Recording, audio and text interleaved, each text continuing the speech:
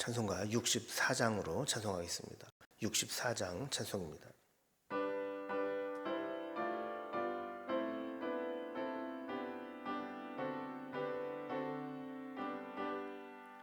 기뻐하며 경배하세 영광의 주 하나님, 주 앞에서 우리 마음 피어나는 꽃 같아 죄와 슬픔 사라지고 의심 구름 거치니 변함없는 기쁨의 주 밝은 빛을 주시네.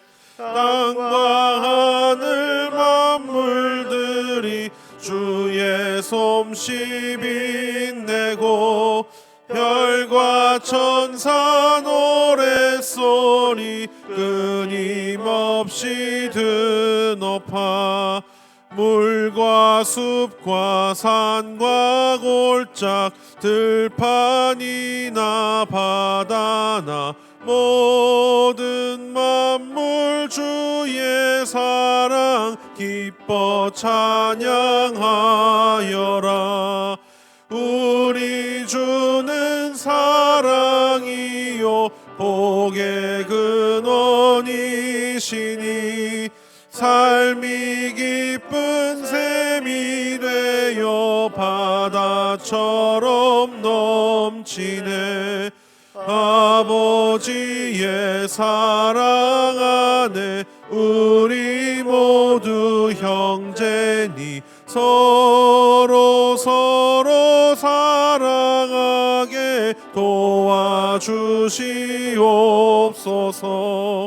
새벽별의 노래 따라 힘찬 찬송 부르니 주의 사랑 줄이 되어 한맘 되게 하시네.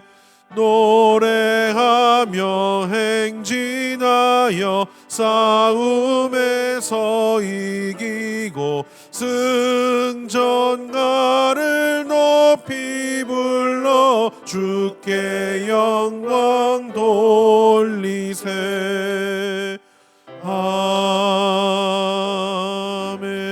아멘.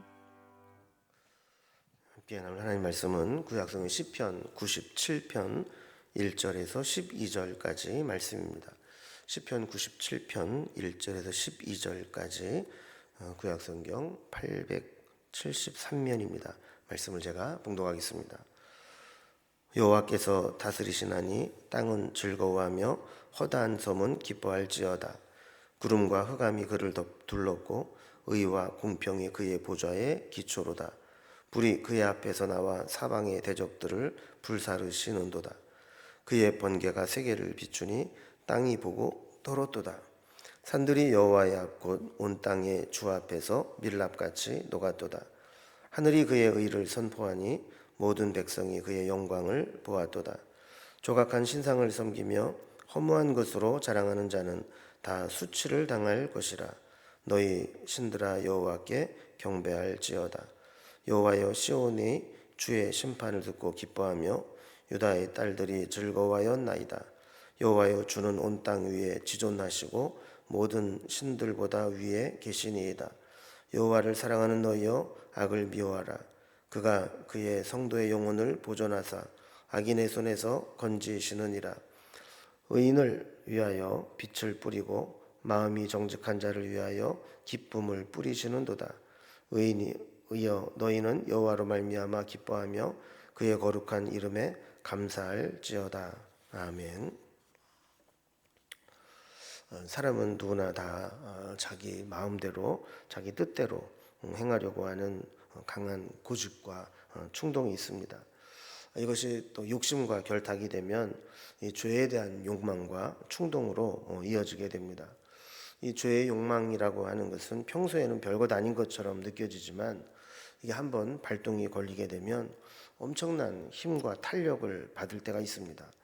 마치 증기기관이 처음에 물을 끓일 때까지는 아무런 일도 일어나지 않지만 한번 물이 끓기 시작하면 그 거대한 기차와 화물을 움직이는 것과 마찬가지로 우리 안에 있는 죄에 대한 욕망과 또 고집과 충동들이 이 발동이 안 걸릴 때는 점잖게 있는 것처럼 보이지만 일단 이 죄의 욕망이 발동이 걸리게 되면 쉽게 제어되지 않고 우리 인생을 걷잡을 수 없이 끌고 가는 경우가 생기게 됩니다. 개인적으로는 파탄에 이르게 되고 사회나 공동체는 무질서해지고 또 힘없고 연약한 자들은 이 행악자들로 인해서 피해를 입게 됩니다. 그래서 인류는 살아오면서 공동체 속에 지도자를 세우고 그 지도자에게 권력을 위임해서 지도자의 다스림을 받으면서 이 죄의 욕망을 제어하도록 했습니다. 여러 통치 방법들을 시도해 봤습니다. 왕정도 해봤다가 민주정치도 해봤다가 사회주의 공산주의도 해봤다가 대의정치, 정당정치, 의회정치 등 여러 정치제도를 만들어서 시행을 해보았지만 어느 것 하나 완벽한 정치 체계는 없습니다. 특히 사람의 마음속 깊이 뿌리내리고 있는 탐욕과 이기심과 죄의 욕망을 제거하지 않는 한 어떤 정치 제도를 실행시켜도 결과는 늘 비슷하게 나타납니다. 그래서 성경이 우리에게 보여주는 가장 이상적이고도 완벽한 통치 제도는 신정 정치입니다. 하나님을 왕으로 모시면서 하나님의 다스림을 받는 것이죠. 우리는 완전한 신정 정치를 표방할 수는 없습니다. 이미 영적으로 매우 어두워지고 교만한 본성이 있기 때문에 하나님의 음성을 직접 들을 수도 없고 하나님의 통치를 받으려고 하지도 않기 때문입니다. 이스라엘 백성들에게 하나님께서 처음에 왕이 세워지기 전까지 신정 정치를 하신 적이 있었죠. 그래서 때로는 선지자를 통해서 사사를 통해서 이렇게 통치를 하시다가 마지막에는 왕을 통해서 왕을 세우긴 했지만 그 왕이 하나님을 왕으로 섬기면서 하나님의 통치를 이어가도록 했던 겁니다. 이런 통치들의 한 가지 공통점은 어떠한 방식을 취하든지 간에 지도자로 부름받은 사람은 철저하게 하나님의 음성을 듣고 하나님의 뜻을 따르고 하나님의 대리자로서 통치해야 한다라는 겁니다. 우리가 하나님의 백성이 된다라고 하는 것은 이렇게 하나님을 왕으로 모시고 하나님의 통치를 받는다는 것이죠. 오늘 본문에도 하나님의 통치에 대한 이야기가 많이 나오게 되는데 하나님의 다스림 받는 하나님 백성들은 어떻게 살아갈 것인가에 대한 교훈을 주고 있습니다. 오늘 본문의 내용을 단락별로 구분을 해보면 먼저 1절에서 6절까지는 주님의 임재하심과 공의로운 통치로 함께 하시는 하나님을 고백합니다. 그리고 7절에서 9절까지는 하나님의 통치를 거부하고 우상 숭배하는 자들이 있는데 그들에 대한 심판을 이야기합니다. 그리고 마지막 10절에서 12절까지는 여호와의 통치를 온전히 받게 될 때 의인은 기뻐하고 여호와의 통치에 은혜를 입게 된다라는 내용으로 되어 있습니다. 그럼 먼저 첫 번째 단락입니다. 주님의 임재하심이 있으므로 공의로운 통치가 이루어지는 것을 이야기합니다. 1절에 보면 여호와께서 다스리시나니 땅은 즐거워하며 허다한 섬은 기뻐할지어다라고 말씀하고 있습니다. 어떻게 보면 이 땅의 모든 문제들은 지도자로 비롯된 문제인 경우가 많이 있습니다.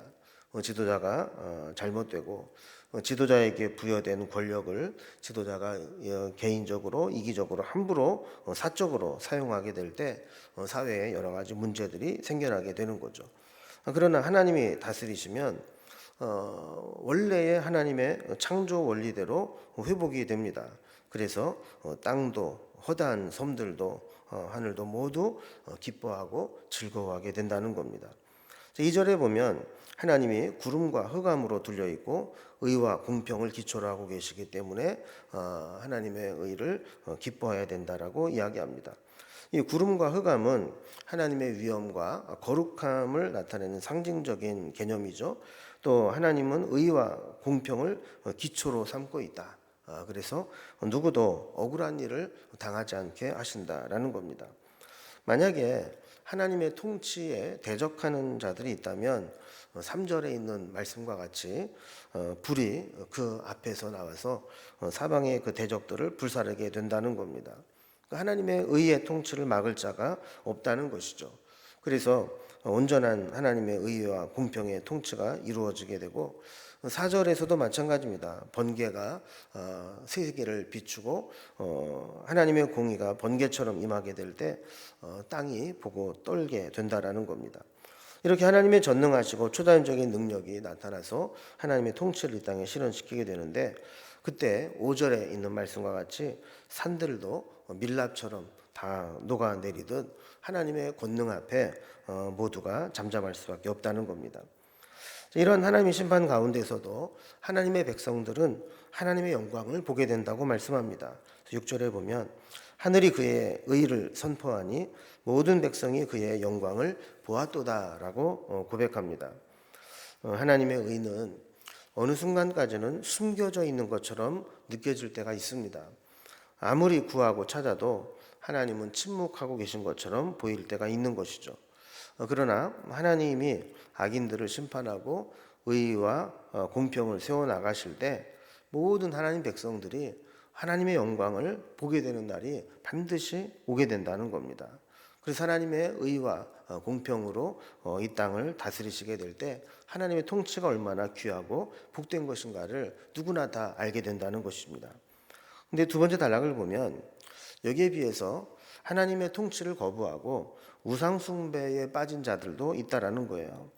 이런 자들은 영적으로 우둔한 자들이라 하나님을 깨닫지 못합니다. 7절에 보면 조각한 신상을 섬기며 허무한 것으로 자랑하는 자는 다 수치를 당할 것이라. 너희 신들아 여호와께 경배할지어다 그랬습니다. 영적으로 우둔한 자들은 의의 태양이 떠올라도 영적으로 보지 못하기 때문에 깨닫지 못합니다. 여전히 자기네들 손으로 만든 우상을 섬기고 이 땅의 허무한 것들을 가지고 자랑할 뿐입니다. 이 세상에 보면 정말 한심한 사람들이 많습니다. 물론 그 사람들은 우리 믿는 사람들을 한심하게 볼지 모릅니다.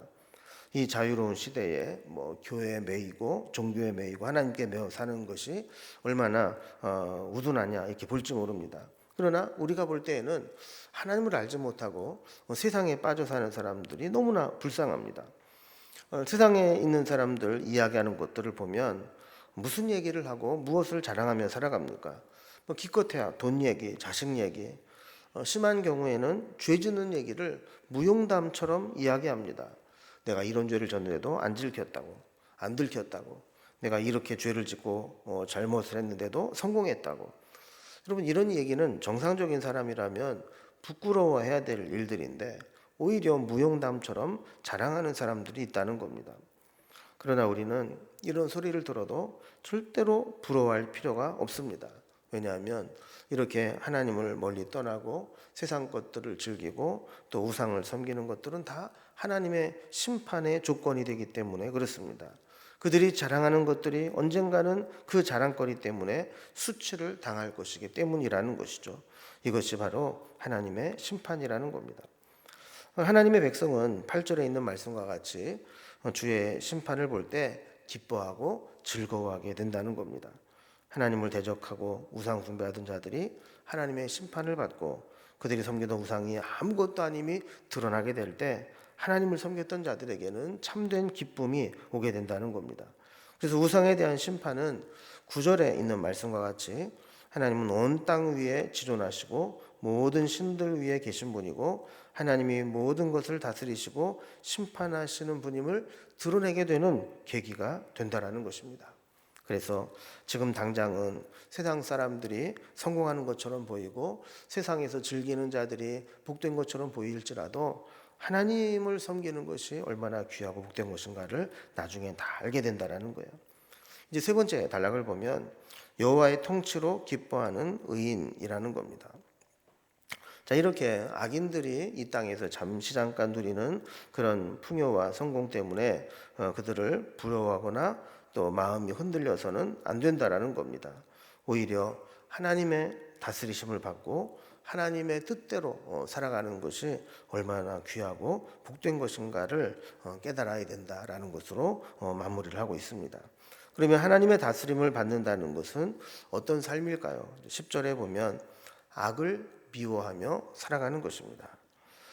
악에는 항상 미혹하는 힘이 있습니다. 악을 행하면 뭔가 우리에게 만족을 줄 것 같은 미끼를 우리에게 던지게 됩니다. 그래서 악에게 빠지고 죄를 짓게 되면 사람은 뭔가 이익이 될 것 같고 즐거울 것 같고 행복을 누릴 것처럼 느낍니다. 이때 하나님의 백성들은 어떠한 유혹에도 흔들리거나 미혹되지 말아야 합니다. 그래야 그 성도의 영혼이 보존되고 악인의 손에서 건짐을 받게 되기 때문에 그렇습니다. 두 번째로 하나님의 다스림을 받는다라고 하는 것은 의를 위하여 살고 정직하게 사는 것입니다. 하나님은 의를 위하여 빛을 뿌리시고 마음이 정직한 자를 위하여 기쁨을 뿌리시는 분이다라고 말씀을 합니다.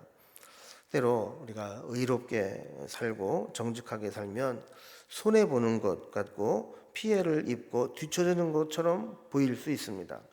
그러나 그렇게 손해보고 피해를 보면 하나님이 죄악 가운데 있을 때에는 느끼지 못하고 누리지 못했던 하나님의 빛을 우리에게 뿌려주시고 하나님의 기쁨을 우리에게 뿌려주신다라는 겁니다.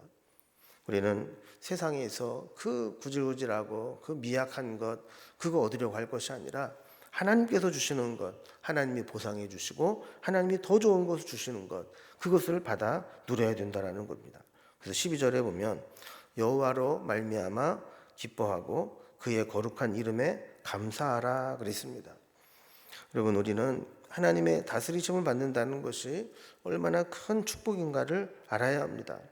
하나님의 다스리심 아래 있을 때 기쁨과 감사함이 넘치게 됩니다.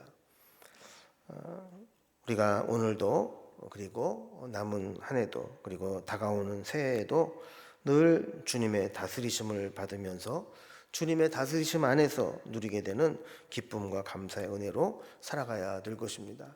어린 병아리는 바깥 세상이 아무리 화려해 보여도 어미 품에 있는 것이 가장 안전한 것처럼 우리 하나님의 백성들도 세상에 주는 쾌락과 즐거움보다도 하나님의 다스리심 속에 있는 것이 가장 안전하고 귀한 것이다라는 것을 깨달으면서 늘 하나님의 은혜 가운데 살아갈 수 있기를 주님의 이름으로 기원합니다. 기도하겠습니다.